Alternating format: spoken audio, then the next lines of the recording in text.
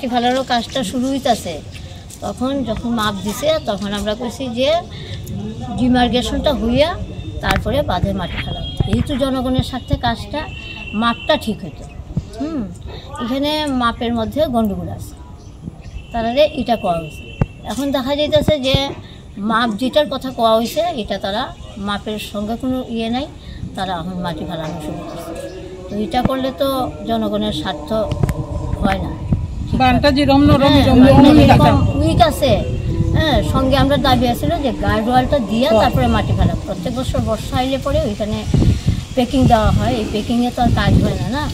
তো ওইটাই আমরা দাবি, আগে ডিমার্গেশন হইয়া মাপটা হোক, তারপরে যদি সরকারি জায়গা ঢুকে থাকে, সরকার যদি মনে করে জায়গাটা লাগবো নিব, সরকার যদি মনে করে যে জায়গাটার প্রয়োজন নেই সেটা সরকার চিন্তা করে, কিন্তু সঠিক মাপটা দিয়ে সঠিক পদ্ধতি অনুসারে কাজ করে।